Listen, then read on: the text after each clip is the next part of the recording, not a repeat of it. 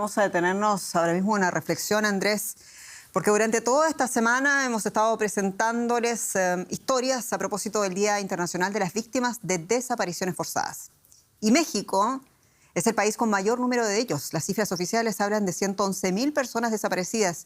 ¿Cómo sucede en la mayoría de los países de América Latina? Ante la ausencia de planes y de políticas estatales, son los familiares de las víctimas y también la propia sociedad civil quienes asuman la difícil y también frustrante tarea de la búsqueda.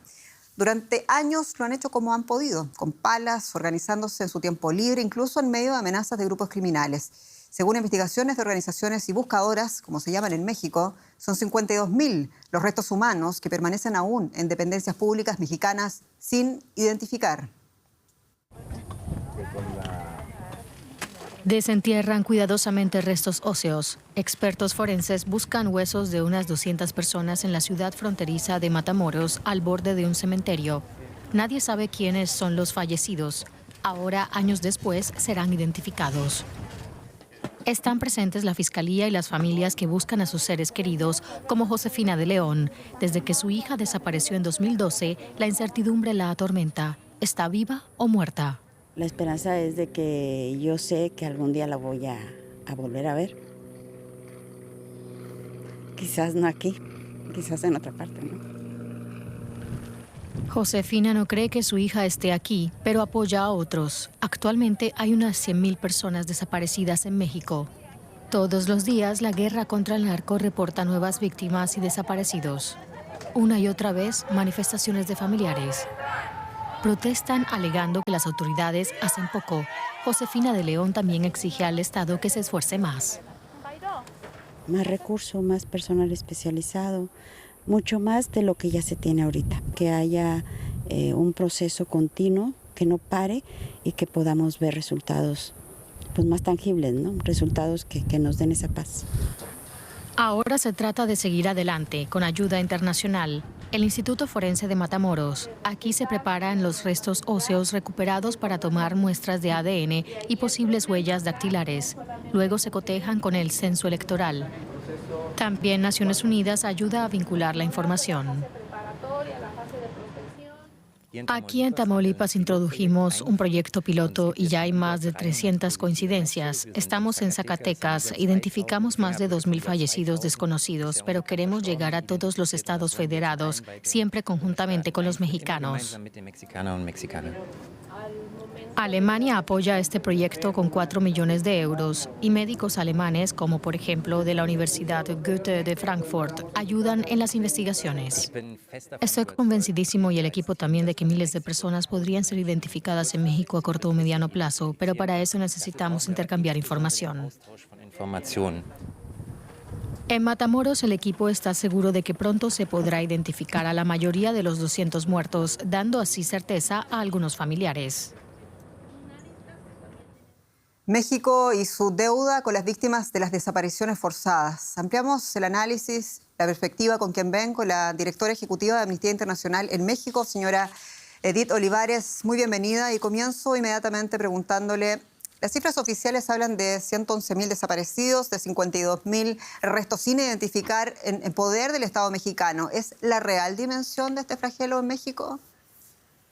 Sí, bueno, primero buenas tardes y yo quisiera iniciar enviando un cordial saludo a las más de 111.000 familias de personas desaparecidas en este país y decirles que desde Amnistía estamos con ustedes. Miran, el tema de las cifras en México de desapariciones como de otras violaciones a derechos humanos siempre resulta muy problemática. El propio Estado ha reconocido que en el Registro Nacional de Personas Desaparecidas probablemente hay un subregistro de personas desaparecidas porque quien alimenta este registro son las fiscalías estatales de justicia de acuerdo a las denuncias. Y sabemos que en México la poca confianza en las autoridades y en los mecanismos de Procuración de Justicia en específico hace que muchas personas no denuncien la desaparición. Pero también sabemos que hay un subregistro de las personas que sí son localizadas. Entonces, la cifra, digamos que es la cifra más confiable que tenemos, pero es muy probable que esta cifra sea bastante mayor. Y además, desafortunadamente, decir que probablemente el día de mañana, si hacemos la búsqueda en el Registro Nacional de Personas Desaparecidas, vamos a identificar que hay más personas, porque este es un problema, una violación a derechos humanos que no se detiene y ha venido incrementando día con día en los últimos 16 años. ¿Cuál es el común denominador de todos los desaparecidos? ¿Cuáles son los periodos? ¿Cuáles son los posibles perpetradores? ¿La violencia política, acaso el crimen organizado?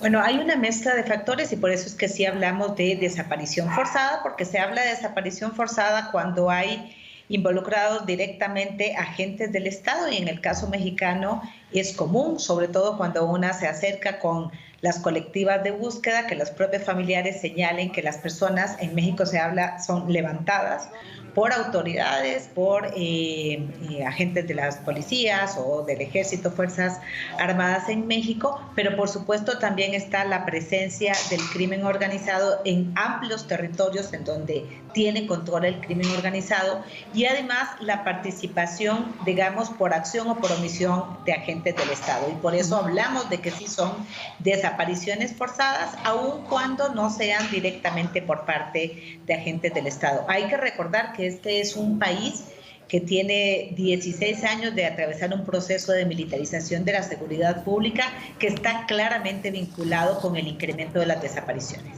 Señor Olivares, nos queda solamente un minuto de programa y esta pregunta, el diagnóstico y también las cifras parecen bastante claras. Sin embargo, en México, ¿qué debe suceder, nos preguntamos, para que el Estado mexicano haga su parte? Bueno, lo que debe suceder es que las instituciones que el propio Estado ha creado tengan contenido, que dejen de ser cascarones vacíos y que el Estado asuma su responsabilidad, no solamente de garantizarnos la integridad, es decir, de evitar la desaparición, sino además que el Estado asuma la responsabilidad también de dar con el paradero de las personas desaparecidas. Porque en este país, además, ahora estamos viviendo, además del fenómeno de la desaparición, los riesgos que enfrentan las personas que buscan, riesgos de desaparición, riesgos de asesinato y, por supuesto, todo lo que tiene que ver con el estigma y el desplazamiento forzado. Entendemos, señora Edith Olivares, de Amnistía Internacional en México. Muchas gracias por su análisis y hasta pronto. Muchísimas gracias a ustedes. Buenas tardes.